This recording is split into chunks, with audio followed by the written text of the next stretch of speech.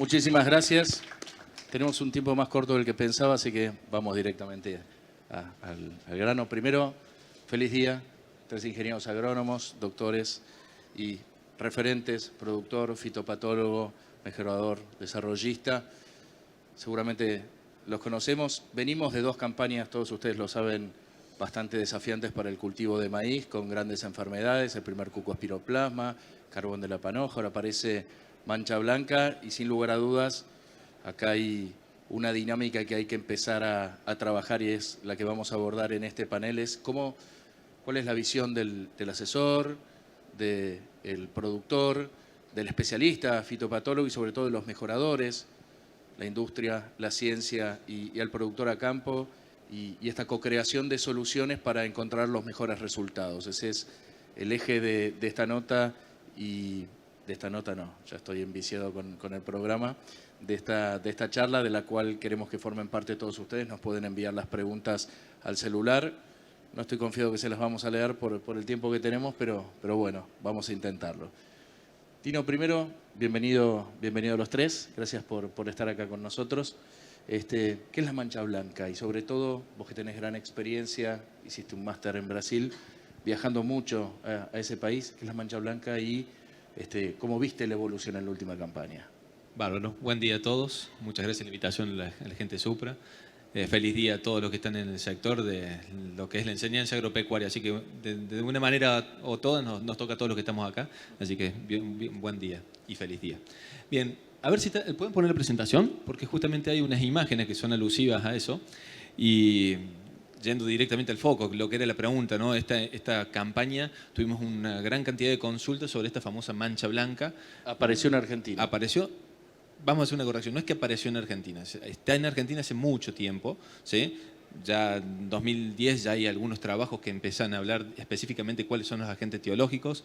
Hace varias campañas que venimos viendo que viene incrementando la presencia en distintas zonas, pero la campaña pasada, que estábamos todos ahí viendo qué es lo que pasaba con el achaparramiento, con la famosa chicharrita, hicimos todo el monitoreo, la enfermedad que más nos llamó la atención y que más tapó muchas de las otras cosas que pasaron fue esta mancha blanca. Allá se están pasando las imágenes, si le pueden pasar, van a empezar a pasarse. Es una diapositiva que va a ir mostrando imágenes nada más, no hay nada alusivo, específico, ni gráfico, ni información, pero sí para que vayan llamándoles la atención un poco lo que estamos viendo. Este síntoma que están viendo ahí es lo que más se consultó en la campaña pasada en maíz, sobre todo hacia final de ciclo. Pero lo más importante es que se distribuyó en zonas muy amplias del país y terminó siendo en muchas localidades con una severidad que no la habíamos registrado casi nunca. Entonces eso es lo que llama la atención porque es una patología que la conocemos. Vos nombraste algo de Brasil. En Brasil es la enfermedad foliar número 1, donde están todos los focos de atención para su manejo. Obviamente el mejoramiento como punto fundamental, pero con manejo hoy de qué es lo que están haciendo para tratar de disminuirlo, porque es una enfermedad que, como se presentó en la campaña pasada, limita el potencial de rinde. ¿Es marginal? ¿Hay que ponerle foco? ¿Cómo lo fueron viendo? Y hasta ahora lo teníamos como una enfermedad que se generaba muy hacia final de ciclo, salvo algunos spots, algunos lugares donde distintas zonas que nunca seguía un patrón. Normalmente más casos hacia zonas NEA y NOA, ¿sí? Salta y Tucumán, históricamente había más casos, pero así también hubo en Zavalla, hubo en Pergamino, hubo en el centro de Córdoba, hubo en Santa Fe, años donde puntualmente había lotes con mucha presión. Lo diferencial de esta campaña es que estuvo pareja en distintas zonas hacia el final del ciclo con mucha presión, ¿sí? Y volviendo a lo que te decía de Brasil, es un patógeno que están trabajando muchísimo, nada más que se expresa de manera totalmente distinta. Allá empiezan a ver desde estados fenológicos tempranos, máxima expresión hacia el final. Nosotros normalmente lo que vemos es que al final de ciclo es donde se expresa fuertemente. ¿Y cómo impacta en el rendimiento? Es una enfermedad que, como pueden estar viendo ahí en esas imágenes, empieza haciendo unas lesiones como unas células que se van muriendo, es más acuosa. Eso ya te está mostrando que hay algún agente patológico que después vamos a entrar a verlo, que está haciendo algo distinto. No es lo que estamos acostumbrados a ver de enfermedades como roya, como tizón, sino que va creciendo intercelularmente, va necrosando y matando células. Y eso, sin lugar a dudas, si afecta área fotosintética, está afectando en algún momento al rendimiento. ¿En qué estadio fenológico estamos ahí? Ahí ya estamos llegando, seguramente todas esas imágenes que sacó Fer son de R4, R5, ya está el final de ciclo. Pero pueden ver que las lesiones, está bueno que lo veamos en los dos lados, están ya tomando las hojas de mayor importancia con un área foliar bastante importante. Fer, ¿cómo abordaron esta problemática? O sea, ¿cuándo lo comenzaron a ver? Y desde la genética, ¿cómo se plantearon este desafío? Bueno, buen día a todos, gracias por asistir. Feliz día también para todos los que estamos en el sector. Es una enfermedad que todos los años se veían trazas, plantas, una hoja, y es una foto, es una imagen muy vistosa para quienes estamos viendo enfermedad porque es distinta. Es la interacción entre un hongo y una bacteria. Tino va a hablar un poco más de eso.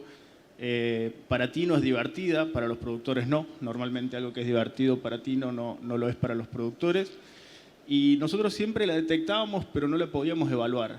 Sabíamos que estaba y teníamos registros de algún campo que tuvo distinto de lo que es lunar blanco. Lunar blanco es algo que aparece, que también Tino puede hablar un poco más, pero que confunde. Acá sí estamos hablando de enfermedad. Y este año tuvimos la suerte para el programa de en 2 ensayos encontrarlo con una distribución muy normal. O sea, todas las plantas afectadas, y empezamos a hacer una screening de qué es lo bueno y qué es lo malo. Y eso es lo mismo que con espiroplasma, que después vamos a hablar un poco más, nos da la seguridad de poder descartar. No solamente descartar los híbridos que son malos, que eso le da fortaleza a todo programa y eso se transfiere en seguridad para el productor, sino también poder dar una respuesta de lo que está sucediendo y lo que hay que hacer. Esto no es la campaña del terror, de hecho al revés, por suerte la encontramos, la evaluamos, entendemos qué está pasando o qué puede llegar a pasar y también podemos recomendar, o sea, hacia dónde ir o cómo cuidarse o qué tan preventivos hay que ser. Y para nosotros es interesante porque es algo más que entra dentro de lo que podemos manejar. Las enfermedades se manejan y esto pasa a ser parte de eso. Tino, presentárnosla. ¿Cómo trabaja? ¿Cuál es el ciclo? Bien, antes que nada, una aclaración, porque las imágenes que están viendo ahora se están mezclando, ¿no? Acuérdense que la charla tiene una parte de mancha blanca y otra de espiroplasma. Ahora están pasando imágenes de espiroplasma. Eso, Fer, buenísimo. Déjale en esa que pasaste recién, la que está el síntoma inicial. Me parece que es importante introducirles al mundo este del complejo de la mancha blanca, porque es realmente muy compleja, llama la atención, es muy difícil de entenderla y muy difícil inclusive de saber cómo manejarla, como decía Fer recién, porque es una sinergia entre una bacteria que va debilitando las células y luego un hongo que la coloniza.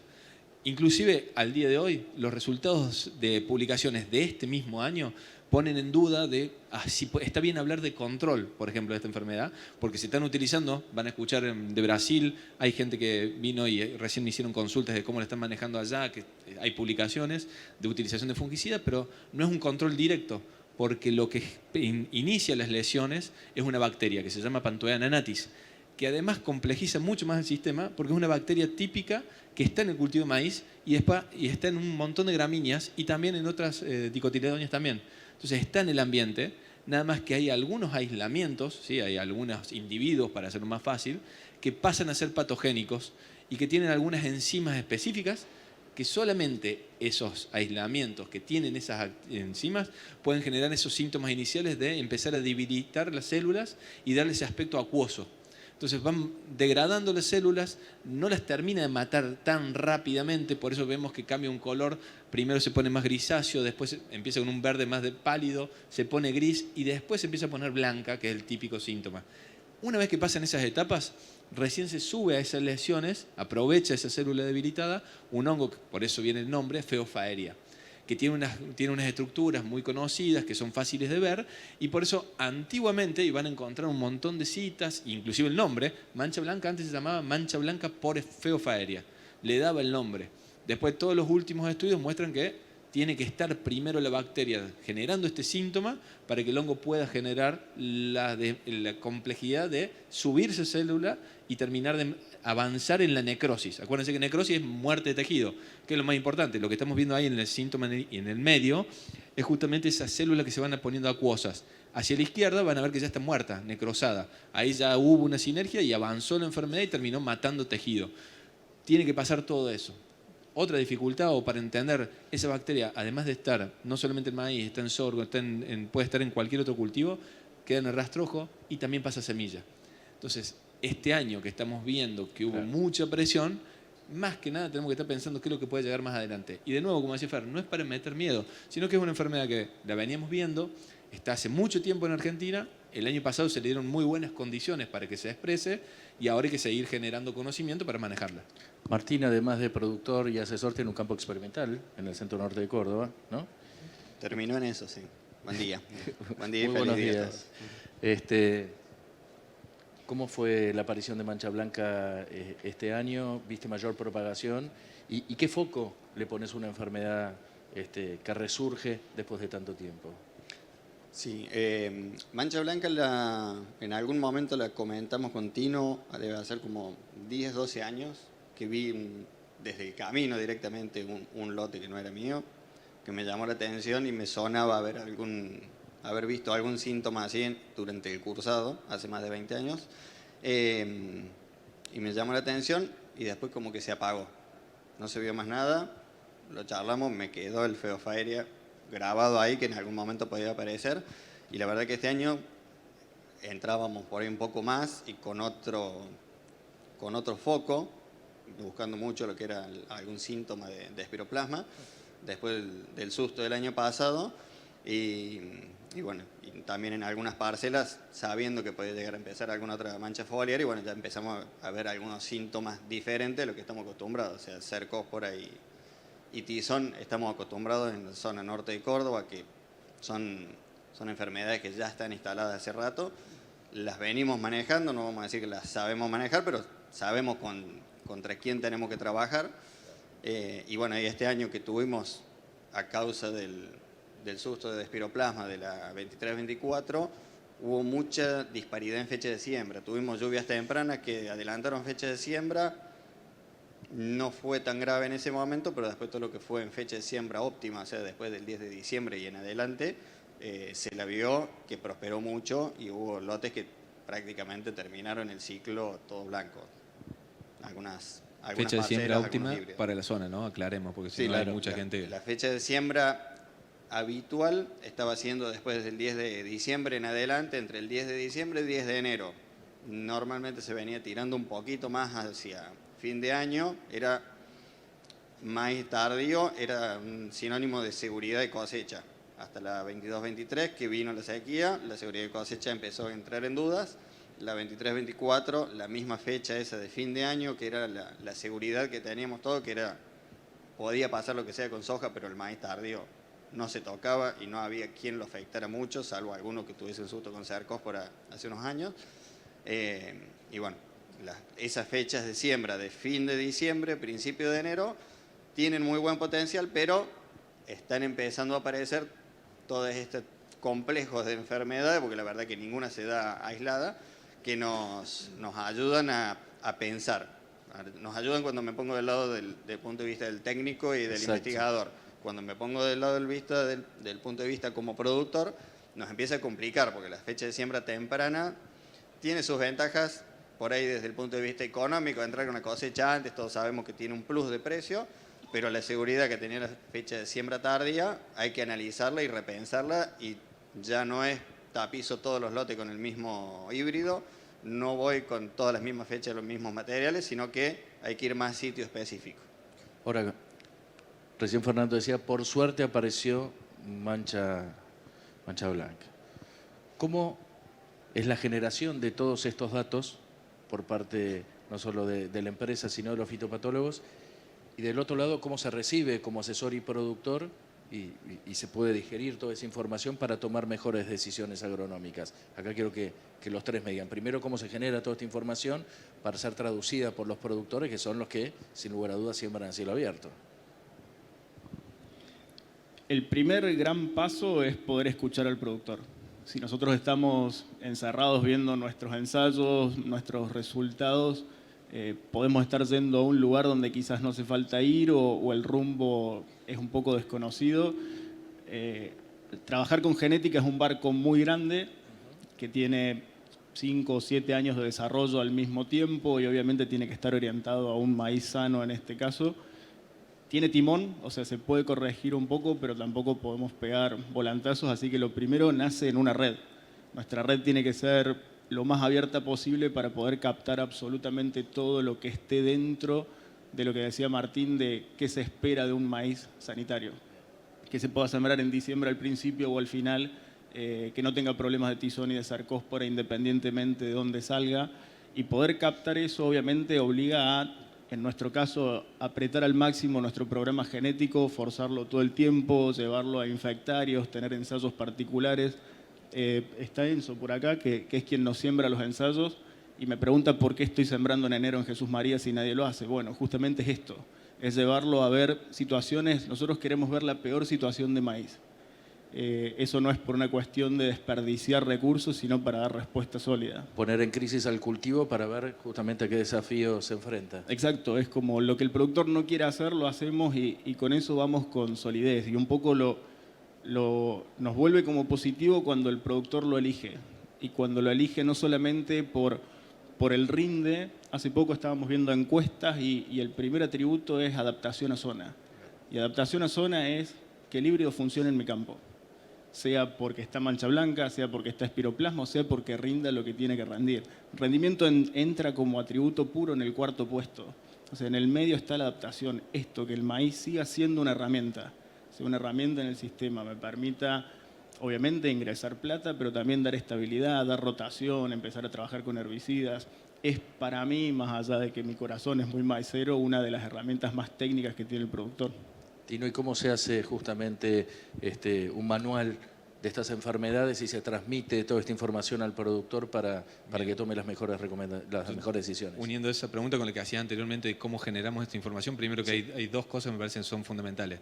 Una, esto de estar intercomunicados, y creo que los chicos de Supra, en una de esas cosas es una pata fuerte, que están con la academia, están con el productor o estamos todo el tiempo viendo qué es lo que puede llegar a surgir en algún momento. Y bueno, estaban todos los cañones apuntados para chaparramiento, pero surgió esto, bueno, ¿qué hacemos? ¿Cómo lo evaluamos? ¿Qué medimos? ¿Qué tenemos que tener en cuenta para sacarle el máximo valor a la campaña? Y segundo es tratar de generar, para mí, información regionalizada. Lo vemos todo el tiempo, no es lo mismo lo que pasa en el centro-norte de Córdoba, que tiene más proporción de maíz, fecha de siembras típica, un tipo de manejo que los productores ya están acostumbrados a hacerlo de esa manera, que lo que pasa en zona núcleo, que lo que pasa en NOA y lo que pasa en NEA, y también conocer cómo va cambiando esa información. Sabíamos que era una enfermedad que en NEA y NOA estuvo presente siempre, pero que llamaba la atención porque llama la atención, es un síntoma que está bueno, digamos, para diferenciarlo. Lo ves rápido, ¿sí? Hay algo que le pasó al cultivo. No es algo que estés en dudas, estás viendo una mancha blanca que va creciendo, que va evolucionando, entonces rápidamente llegan las consultas. Entonces, tener esa información de cada zona, de cómo cada genotipo interacciona con el ambiente, pero con la enfermedad, con la dinámica de la enfermedad en esa zona es fundamental. Por eso también es importante decir, bueno, este dato fue tomado de acá, y también que ese conocimiento llegue sabiéndose que es generado por quiénes y dónde. No extrapolar tanto porque las condiciones de desarrollo de esas enfermedades cambian. Y una cosita más antes de pasar del micrófono, que fíjense que una de las cosas que hablamos y nombramos recién fue lunar blanco y mancha blanca. Y quería hacer hincapié en eso porque también las consultas en maíz vienen todo el tiempo. Principalmente porque son síntomas que llaman la atención. Implantamos el cultivo, empieza a desarrollarse, primeros estados vegetativos, empiezan a verse unas manchitas blancas, ¿sí? Que para tratar de sacarles un poco de la peligrosidad que tiene esta enfermedad, nos pusimos de acuerdo con varios grupos de fitopatología para decirle o denominarla como lunar blanco. ¿Por qué? Porque es un síntoma que está ocasionado en la mayoría de las veces por deriva de herbicidas, ¿sí? Hay dos bacterias que hacen una sintomatología muy parecida, pero que no es importante. Y entonces puede ser que nos confundamos con eso, que es un lunar, que por eso decimos que es lunar, o le pusimos ese nombre para hacer la semejanza, que es algo cosmético. Está ahí, no va a avanzar, no va a generar pérdida de rendimiento, no va a ser una necrosis de hoja, pero ojo, sépanlo diferenciar de la mancha blanca. Esta que están viendo ahí, todas esas imágenes que están viendo, son de mancha blanca, que es una enfermedad que tiene capacidad de matar células, de matar hoja, de generar pérdida de rendimiento de una manera muy importante. Recuerdo muy bien que en uno de los Supra Road, en el de Frank, justamente indicaste las diferencias a los productores. Ahora, Fer, ¿cómo trabajan con toda esta información para generar, no solo ofrecer al productor cuando se vende o se comercializa una bolsa las mejores recomendaciones de densidad, sino también justamente las mejores recomendaciones de posicionamiento para tener un maíz sano? O sea, cómo todo este trabajo que vienen haciendo con los fitopatólogos y a la vez de esta amplia red sirve para acercar estas recomendaciones a los productores. buscamos muchos puntos de contacto, muchos puntos de poder hablar de los temas para que no sean tabú y a partir de ahí compartir la expectativa del productor. Nosotros lo que trabajamos con Tino, lo sumamos a lo que conocemos, charlamos internamente en los equipos, obviamente seleccionamos, como dije antes, descartamos porcentajes altísimos de materiales para estar seguros y después traemos los temas sobre la mesa. Ya el productor de Córdoba y al productor de Tardía y del norte ya no hay que esconderle las enfermedades, no hay que hablar, por lo menos hay que ser sincero, decir esto lo sé y esto no lo sé, porque Mancha Blanca es muy puntual y es un punto de inicio, pero si uno tiene seguridad tiene que poder hablar de lo que le va a pasar, porque obviamente ahí unimos expectativas. Y ahí cuando uno cumple expectativas está de acuerdo, el productor sabe que le puede agarrar tizón. Entonces también algo que nos dejó Espiroplasma fue poder volver a repartir responsabilidades. Yo tengo la responsabilidad de hablarte sinceramente de qué le pasa a mi híbrido y de contarte el trabajo que hice para que mi recomendación sea certera. Obviamente es un trabajo muy difícil porque uno tiene que tomar los datos, procesarlos, hacerlos de manera amigable, porque si empezamos a hablar de los conidios y demás, la sala no se llena, lo cual es lógico. Y después a partir de ahí empezar a charlar con qué necesita el productor, qué necesita nuestra red comercial, porque también nuestro mensaje no llega directamente. O sea, ¿cómo hago yo para que llegue mi mensaje desde Córdoba a Uruguay? Bueno, básicamente me junto con los distribuidores de Uruguay, charlamos sobre el tema, nos sacamos las dudas y a partir de ahí ellos transfieren y dan seguridad. Y también recibir la pregunta, que eso es sumamente interesante. La repregunta es un punto clave. O sea, ¿qué puede pasar si pasa? ¿Qué puede pasar si viene para acá? Che, yo lo vi. Entonces, a partir de ahí empezar a, básicamente, poner conocimiento arriba de la mesa. Martín, ¿y cómo es hoy, en base a toda esta información, generar criterio con la responsabilidad de a un asesorado recomendar estos híbridos? ¿Cómo se recibe esta información y en qué ha cambiado en base a este escenario que se le presenta al maíz? Lo más importante que refuerzo de lo que dice Fer es el poder tener el feedback con el semillero. O sea, en este caso que estamos con los chicos de Supra, hace varios años que ya están trabajando en el campo, entonces uno ve que el programa trabaja en consecuencia de lo que se va solicitando. Entonces no es que viene un híbrido nuevo y cae de paracaídas, un desarrollo en otro lado y bueno, lo probemos, pero ya tenemos para posicionar en tantas hectáreas, sino que el híbrido se desarrolló en el ambiente. Entonces, al tener, en el caso mío, al tener los ensayos, las parcelas, sean franjas o sean microparcelas, ver el desarrollo en distintas campañas y cómo superan los diferentes estreses, porque en la zona nuestra siempre algún estrés tenemos. Hemos tenido helada en febrero, hemos tenido golpe de calor a los 15 días y el mismo híbrido tenía que estar parado ahí y seguir produciendo y salvarse de todo esto, que sabemos que por ahí los estreses son los que más predisponen a algunas de las enfermedades. Entonces, ese mano a mano y ese ir viéndolo y por ahí ir teniendo en cartera ya algún híbrido para la próxima campaña, porque sabemos que los híbridos no son eternos, entonces saber que el híbrido se desarrolló para que se desempeñe en este ambiente, en las fechas de siembra tardía, con estos estreses. Entonces sabemos que se va a defender. Como decía Fer, rendimiento no va a ser el primero que vamos a buscar. Nosotros necesitamos, como mencioné antes, el maíz es el cultivo que nos da la estabilidad a los productores agrícolas. Los que son agrícolas y ganaderos tienen la ganadería y el maíz es como segundo seguro. Pero el maíz debería volver a ser nuestro seguro, que bueno, hace un par de años que venimos dudando, pero sabemos que hay programas de desarrollo que están trabajando y son abiertos. O sea, están abiertos para mostrarte qué está saliendo, qué es lo nuevo y cuál es la ventaja que tiene sobre lo que estábamos viendo. ¿Y qué estás testeando en tu campo? Porque nombraste varias veces que es un campo abierto, que estás testeando. ¿Qué situaciones estás testeando y cuáles crees que son las más críticas hoy en día que trabajás junto con la academia y junto con la empresa? Y nosotros cuando yo me involucré en lo que era la producción de maíz, que fue a la salida de la facultad, la única enfermedad que veíamos como potencial era roya. Bien.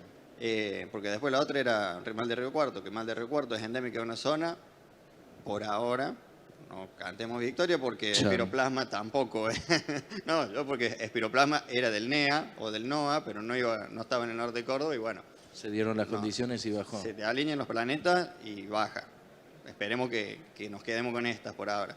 Y bueno, en ese momento era solamente pensar en que podía tener una roya y era anecdótica, era como para ver en el manual. Y ahora después ya nos pasaron varias campañas en las cuales hubo híbridos que desaparecieron porque el tizón se los llevaba puesto y no se adaptaba el híbrido al ambiente de producción, que era de siembra tardía, porque no había forma de sembrar temprano.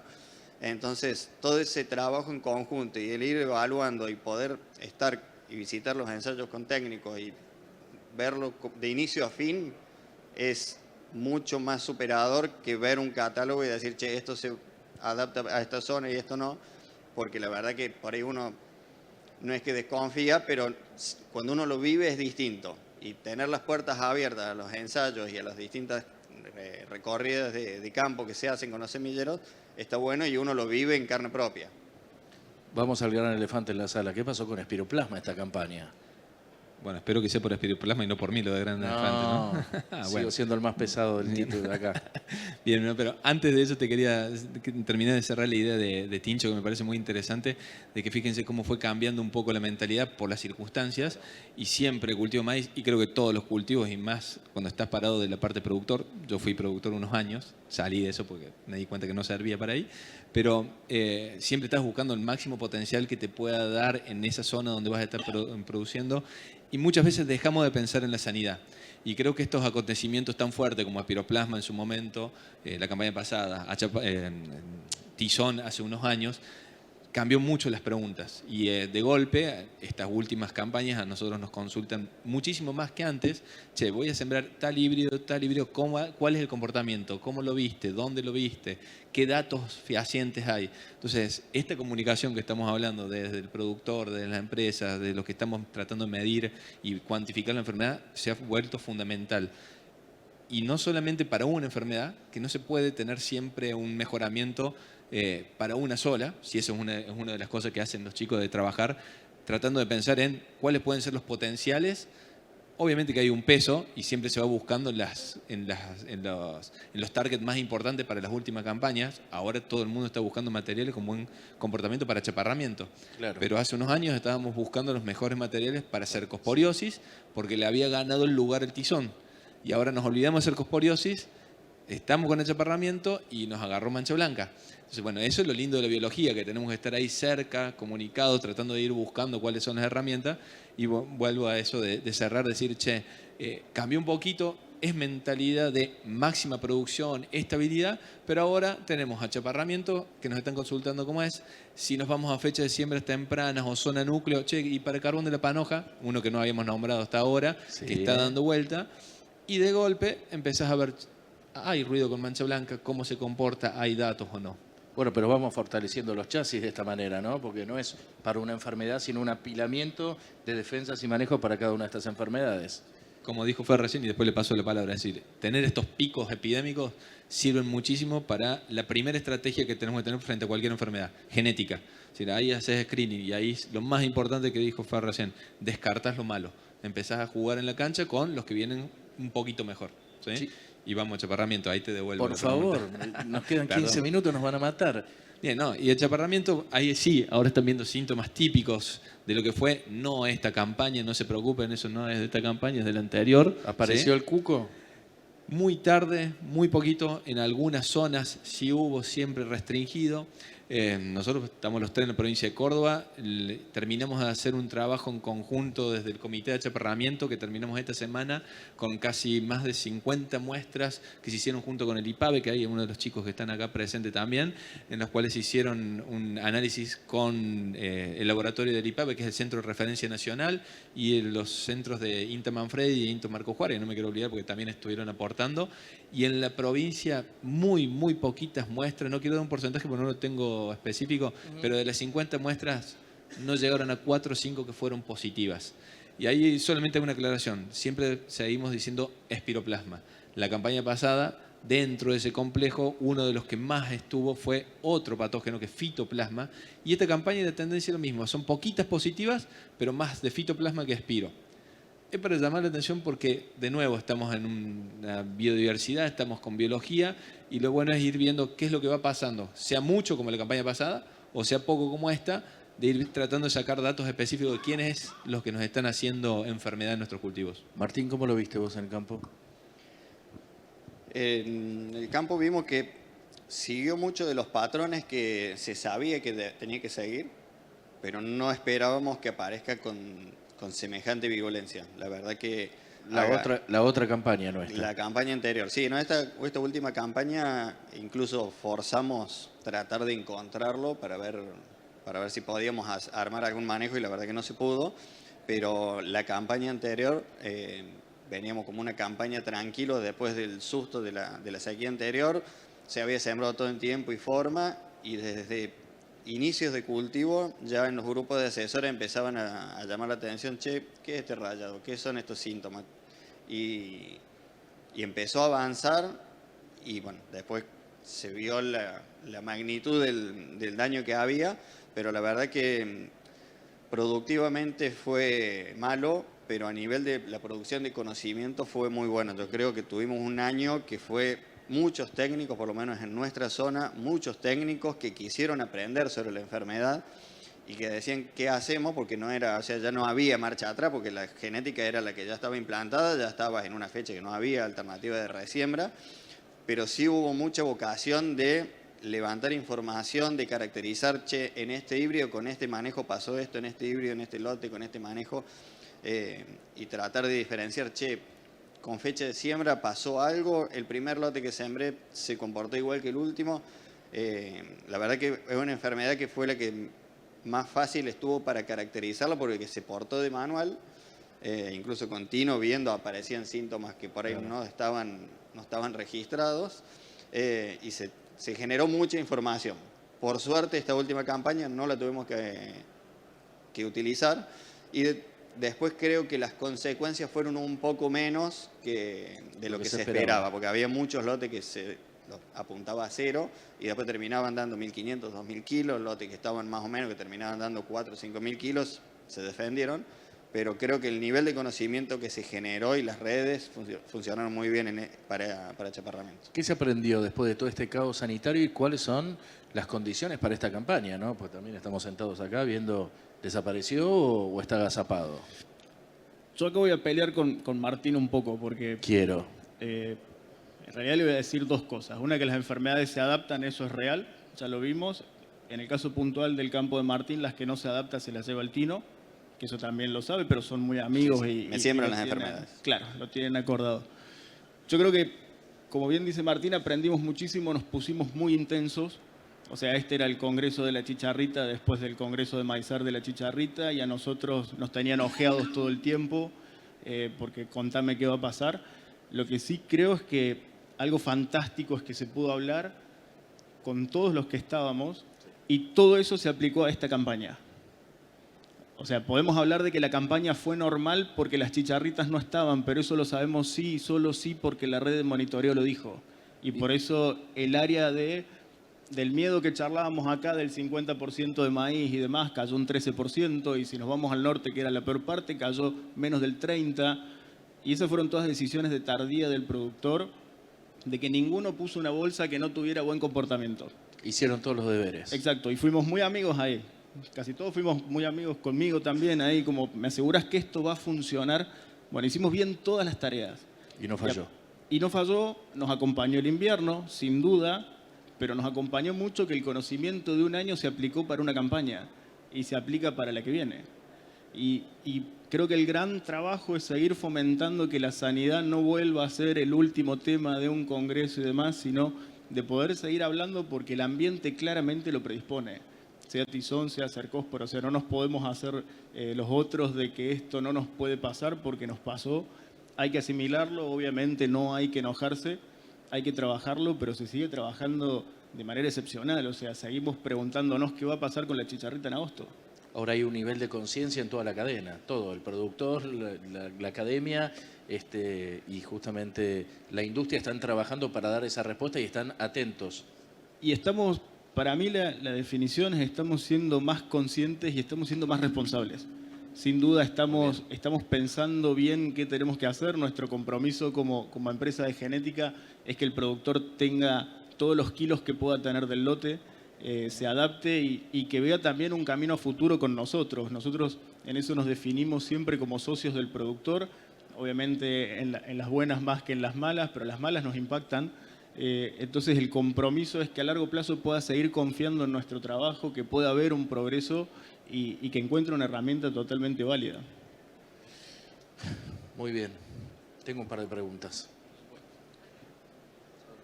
Quería saber si, me quiero imaginar que está hablando de mancha blanca, si mata el cultivo en estadio temprano como en Brasil y si se dieron casos acá en Argentina, también qué condiciones la promueven.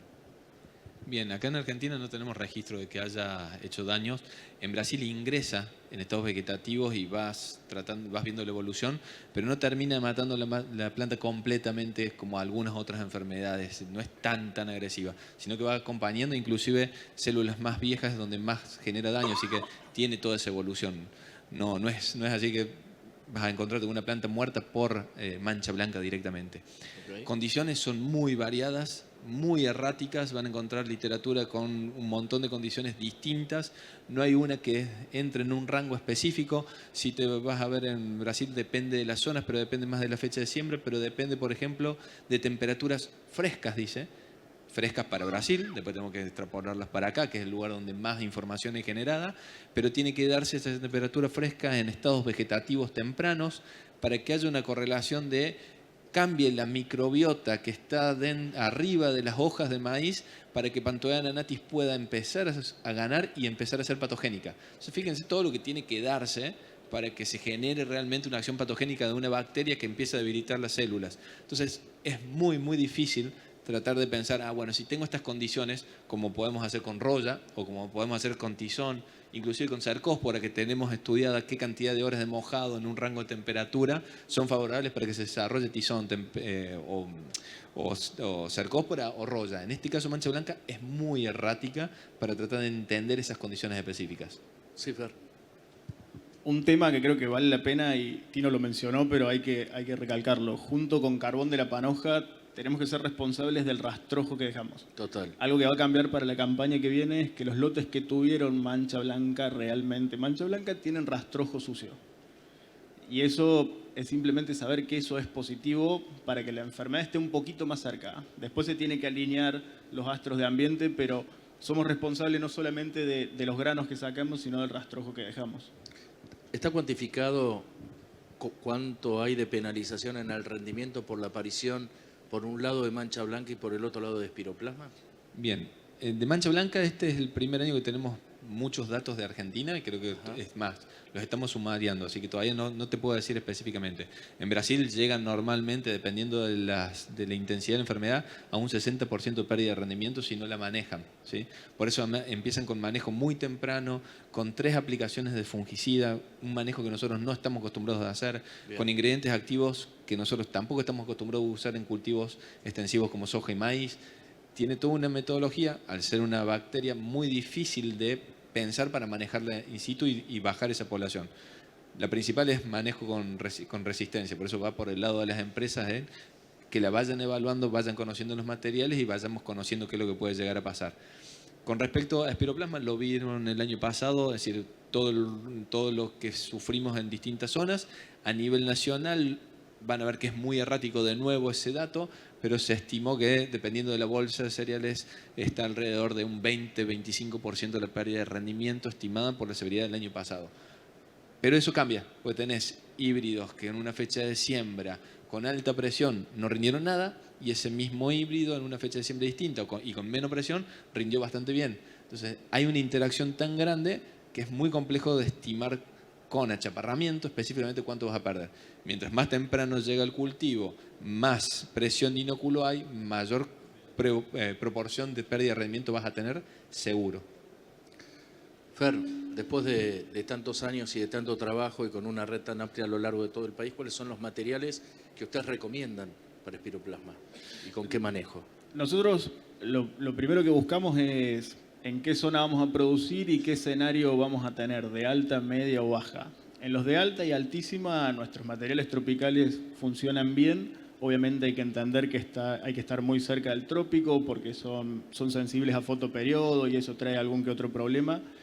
Y la verdad es que después de mucho trabajo nosotros tenemos materiales templados como 607, que fue un material que para nosotros fue excelente. O sea, cuando veíamos esa imagen que está ahí, justamente el de la izquierda mía, o el más alto que está bien, el que está de este lado es el tropical y el que sigue es 607, cuando teníamos escenarios de la situación de la derecha, o sea, de lotes muertos.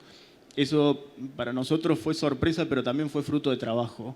Entender que hay líneas templadas que son buenas para espiroplasma es algo que estamos explotando y que también lo ponemos en la base de todos los híbridos que lanzamos y el score, así que la verdad es que estamos contentos con el portfolio completo.